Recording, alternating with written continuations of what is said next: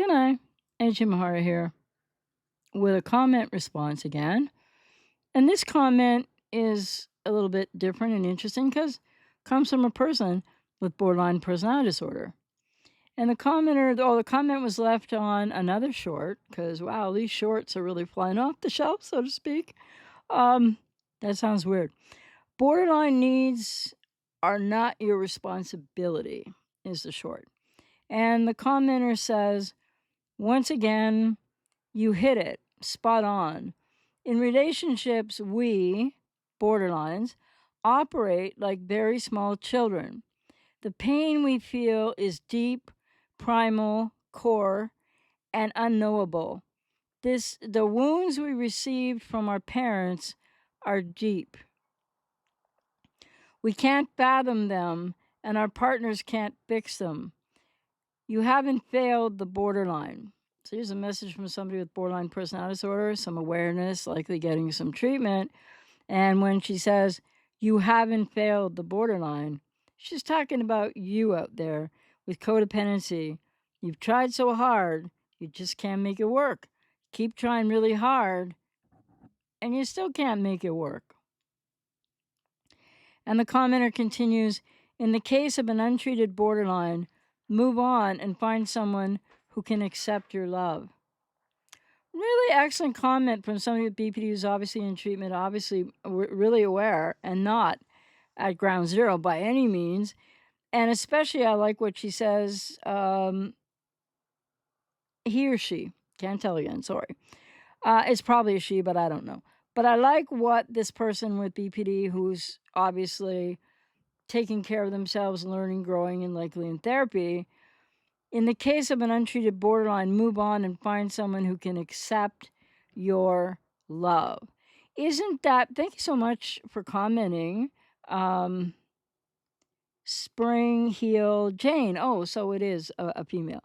Thank you so much for commenting because, like, this is what I'm always saying, right? And so you know this because you're probably well on your way to recovery and or managing, a life worth living, and you sound very insightful. And so in the case of untreated borderline, move on and find someone who can accept your love. Yeah, I want to underscore that again. Am I not always saying that? And here's somebody with BPD who's in whatever iteration of her recovery who's also sharing that. If they're untreated, and most of you are dealing with untreated people with BPD, move on because they can't accept your love. So it's like when I've talked about BPD people being triggered, etc., one of the biggest triggers, unfortunately, for untreated people with BPD is just the fact that you're loving them. They don't know how to trust that. They don't have a self to put that into. They don't know what to do with that. So all the love that you give and the more that you give, the more they're getting that engulfment, fear, and anxiety, and that's not your responsibility. So, and thank you, by the way, for saying that I hit it spot on, especially from somebody who's likely I'm sure you're in recovery from BPD, or maybe even further ahead than that. And when you say we, borderlines, operate like small children in relationships, that's true. But remember, that we word is slippery. Slippery if I use sort of like words that would be meaning all people with BPD, and slippery even when someone like yourself with BPD, very insightful, says we. Because again, there's a lot of people with BPD that aren't certainly as aware and insightful, as matured, as et cetera, as to be able to comment in this regard to help the other side, so to speak. And the commenter says the pain that we, so people with BPD, feel is deep, primal, core, and unknowable. That's right, because until people get into treatment, they're not going to be able to know, like I've described many times also, when they're triggered to emotional dysregulation and they're totally overwhelmed and they're feeling so much, they don't know where it's coming from. They don't know what it is. And as this person with BPD so aptly describes it, it's deep, primal, core, and unknowable to them unless they work that part through in therapy. And when this commenter says the wounds we receive from our parents are deep, I just want to say yes, in more people with BPD's case than not, I just want to also give deference to the fact that there's approximately, according to some stats out there, put on a black t-shirt with pets and one with golden hair. Not good. There's a lot of people, what was I saying? Sorry. Yes, the wounds received from parents are deep. In most cases with people who are diagnosed with BPD. That was I wasn't diagnosed with BPD because it wasn't accurately assessed, but when I had the 4 core traits and when I was doing all the therapy, almost 4 decades ago now, I finished, I recovered, I healed. But when I was going through that too, the case for me was absolutely childhood trauma from 2 cluster B parents, both narcissists with comorbidities and alcoholics. And the thing is that, so there's 13% approximately, so says the stats out there, of parents who will have a child and an adult child may be diagnosed with BPD. And it might not be because the parents were cluster B or the parents were abusive at all. In those cases, and I've talked about this before, I'll talk about it again, but like to not go too far afield here, there are cases of many people with BPD who don't have the same trauma and what this commenter is explaining that they went through as a person with BPD, and I know myself, I went through it. And it's getting troublesome because there are a lot of people out there now that are starting to think, well, just because a lot of people with BPD lie a lot, that they are lying about their childhoods. And that's something that I don't think it's wise for people to start guessing about that. Think about if you know that they're lying to you in the here and now and what that means for you. But it's a slippery slope to start thinking that people are lying about their past or childhood and what actually happened to them. And because the vast majority of people are not lying about that with BPD. And and what I'm going to have coming soon, it'll probably be in podcast format, is what's the difference between lying for people with BPD and confabulation? And yes, that speaks to when they might know something more about what they're doing versus when they don't. So I'm going to keep on this sort of theme of people with BPD are responsible for everything they do, how they hurt others, how you feel, how you are traumatized by them.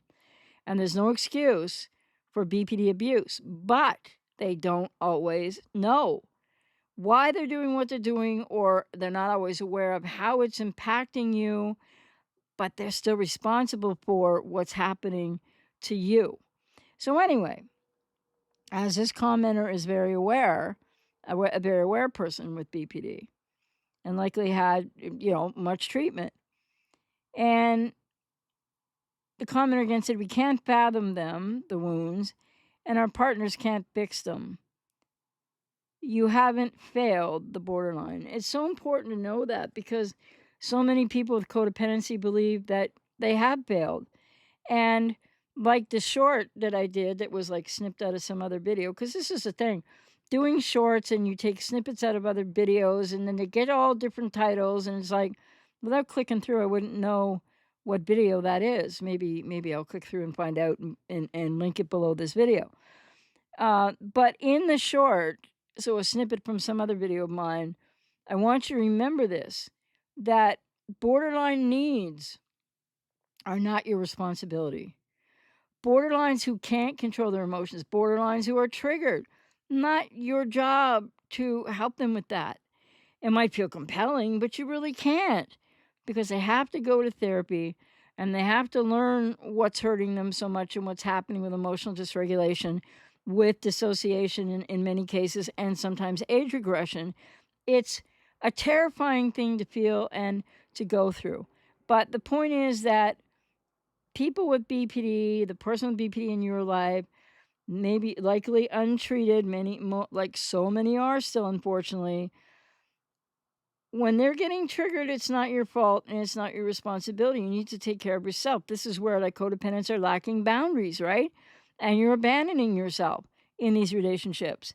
And so I just think it's really I always really welcome and thank again the commenter for the comment, because it's always wonderful to see people with BPD not only acknowledging that, but being able to hear what I said and say it was spot on and understand it because they've had, and probably they may still be in treatment, but they've had significant treatment.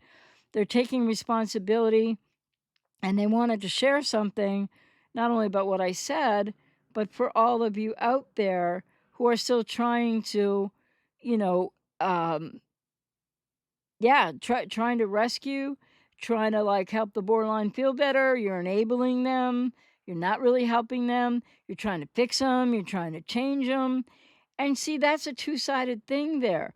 You're trying to fix and change this borderline because 'cause you're like, "W well, who like, how come they're like this now because, like, who I fell in love with and thought they were is, like, what's going on now?" And that really shakes you up, to put it mildly, right?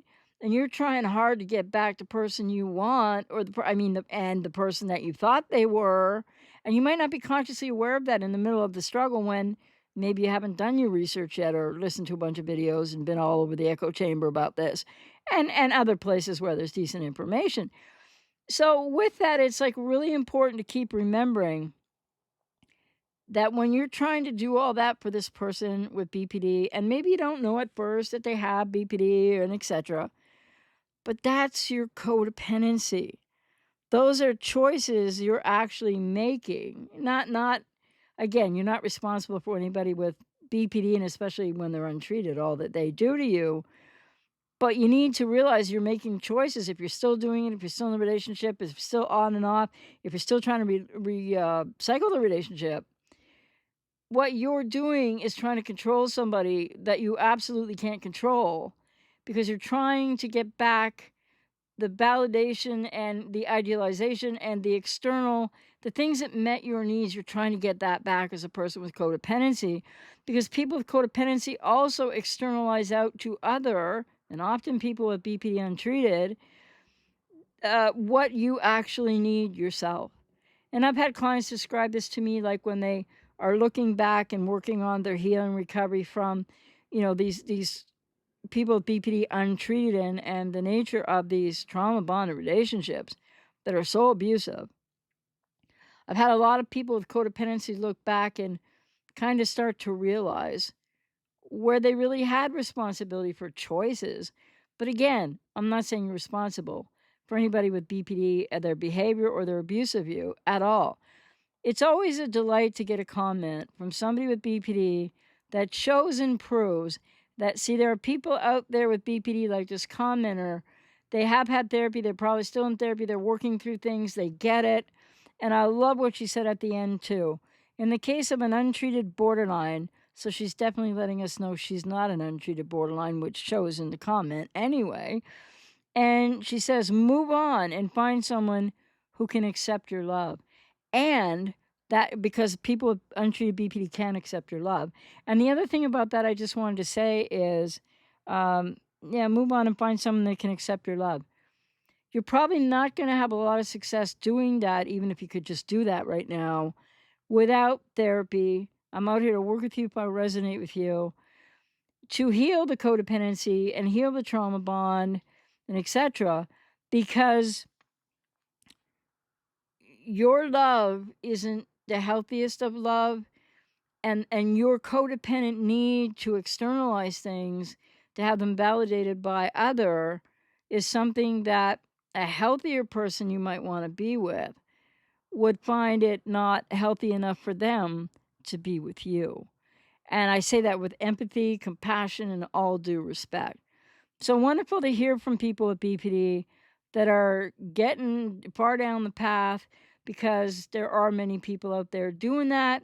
The sad truth, though, is for many of you out there, you're with people that haven't even been diagnosed yet. They have all the patterns. You're with people who've been diagnosed. They are just not going to seek help. And one little anecdote I'll give from my life, it's a really sad one. Back when I was, I don't know, in my early 20s, and I had the 4 core traits of BPD, and I was in therapy, and I was also going to university. And I was dating a guy. The guy was dating me, too. And he came over to my place. He came over to, the dorm. He came over to where I was living to pick me up for a date. And he brought me 2 dozen roses. This goes to this person with BPD and recovery's point. Move on and find someone who can accept your love and how people with BPD untreated can accept love. Well, there I was with my core traits and in therapy, but not yet in a place where I was going to be great in a relationship either. And at that point in my life, so this man, I remember his name, I can picture what he looked like way back then. He was a really sweet guy, but I didn't know that then. I don't know, maybe there was something about that I did know, but it probably triggered me and spooked me, as this person with BPD and recovery has mentioned. So they can't accept your love, like I've been saying. So in my antidote, like what happened, so he brought me 2 dozen flowers on a date. 2 dozen roses, actually. 2 dozen red roses. And he handed them to me, and he was, I don't think I was aware of what he was really feeling. Or I did see the look on his face, and I didn't know how to read that because I had no reference for it. So the really sad part, I still feel this to this day. I didn't do anything mean to the guy. I think we floated apart. I didn't know really how to do the relationship or date, and didn't really know myself well enough to know that it was going to be women I wanted to be in relationship with and not men. But he was a really sweet guy, and I remember that. But when I didn't do anything horrible, but when he gave me the 2 dozen red roses, I didn't know what the heck he gave them to me for. Like, I didn't recognize the act of love. I didn't recognize the giving and the caring and the emotion that came with him handing me the 2 dozen red roses because of what he felt and because of what he wanted, hopefully, that I was going to express and feel and show and be excited by back. And now I just had flat affective confusion. And was I trying to hurt him? No. Did I hurt him? Yes. To this day, I really feel it as I'm sharing this with you, but I'm sharing it because I really want you to get the gravity of this. Back then, I didn't do anything mean. I mean, I remember taking the flowers. He came in and we had to like look around for a vase. I had to like go to a couple other people's, friends, rooms and try to find somebody so that we could I knew that they needed to be in water, but I didn't know what they meant. And I'm sure that my lack of reaction hurt him in a way that I didn't realize back then. And yeah, we still went out on the date. I don't remember what we did. It's a long time ago. And I remember that we dated and we knew each other. I mean, as much as I could be known or I knew me then for a while. And I think it was just kind of a drifting apart. I don't think I didn't like argue or do anything mean to the guy, but I know how much I hurt him when I didn't have the appropriate response to the roses. And I still can feel that. But let that just be one antidote of an experience of mine that I don't think of often. But if I think of it, like now, I feel really sad all over again. And there were some other men I dated as well, and I was proposed to by a couple of men, and I mean, I was the asexual kind of way over there on that side, not hypersexual and never a 10, but maybe I've just never shared that, yes, when I was in university and I was young and I didn't know myself, and I dated a lot of guys, and we had some good times together, and I wasn't horrible to them all or anything, but they certainly weren't going to get any of the physical relations that they wanted because I just wasn't. I never did that because I didn't know why. But hey, I was SA'd and I had a lot of healing to do and etc. And then it turns out that I mean, I'm a lesbian, and so. But I did have a lot of experience dating guys, knowing guys, and really having decent times with guys when I was young. And so yeah. Anyway, they can't take in your love. And you, on the codependent side, need to know that you are also externalizing out things that you may not be aware of. There's other connectors. And so you need to get into a healing recovery process for wherever you are. If you're in a relationship right now, whatever's going on right now with somebody with BPD in your life, if you're in the trenches of it all and you just don't know what's going on, you're trying to figure it out and you're new to this, you can book a session or sessions with me wherever you're at with this. I will work with the clients on their stated goals, whether it's getting back with the borderline, trying to continue this relationship that's on, off, or whether you're ready to do the healing and recovery of going no contact, or if there's children involved, extreme low contact, and so forth. But take it from somebody on the commenter who's a recovering person with BPD, and then there's me out here, that they really don't take in your love. And I hope my little example that I still feel sad about right now, honestly. It's like I've heard from that person over the years, and he's really happy. So I'm really happy that he's happy. He married someone and he has children and they're grown up now, and so yeah, just as an aside. But not all people with BPD out there are the people or like the people that so many of you are with because you're in these most dysfunctional trauma bonded relationships, and you need to realize that. And what does all that mean? And your codependency. And if you're still denying codependency, you might want to like open to that, because it gets bastardized a lot around the internet. What does it mean and what is it? But I also have a podcast. I think the episodes are up on this channel. Codependency, surviving cluster B relationships. I got to do much more in that. There'll be more coming on the channel for people with codependency. And of course, I'm out here to work with you if you want to work on any aspect of whatever you're experiencing right now. Broken up, ghosted, discarded, in a relationship recycle, still trying to make it work. But just remember, you as the codependent in this trauma bonded relationship, which you might understand yet or you might not know much about if you're newer to this, in that relationship, you're enabling the person with BPD to really continue to be stuck being exactly the way they are. You can't fix them, you can't rescue them, you can't change them. They unfortunately use you. They take advantage of what you give, but they can't take in your love. They don't attach to you in the way that it seems like and feels like they do. There's a real inability to connect for untreated people with BPD. So just remember, like, ask yourself today, am I a codependent, meaning you? Are you a codependent that's enabling somebody with BPD today because of what you need and want, and so badly want this relationship to work out or that relationship to work out again? Do you realize you're not only hurting, well, you're hurting yourself, and you're not doing a lot to the person with BPD who might be doing more to you, but you are enabling them. So you are helping them stay stuck.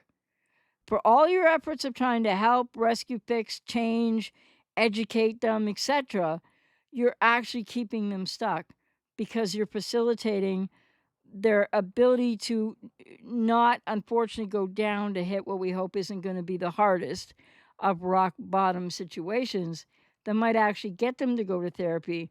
But at that point, if you've been ghosted, discarded, abused verbally or otherwise, it's been on, off, hot, cold, lots of arguing, or lots of silent treatment, you need to start to work your way into accepting the relationship is over. And all the hopes and dreams of, I'll just get them into therapy, doesn't work, because they need too much time in that therapy. And if you get them into it, then they're not there out of their own, for themselves, and out of their own commitment and choice, which makes a whole lot of difference too. But you're going to need to learn how to let go, and not just let go and move on to the next, but let go and get into a healing recovery process. Like I said, out here to work with you. If you resonate with me, I have 35 years experience working with clients, some with BPD and many coming out of these relationships and trauma bonds. And what do I hear from clients a lot? The whole story. I just got broken up with, she goes to me, he goes to me. I don't know what's going on, blah, blah, I don't know what to do. Because it is one of the most painful places you could possibly be. So if you feel like you need support, you just need to be heard, you just want to vent even, please reach out. I'm here to help you. Take care.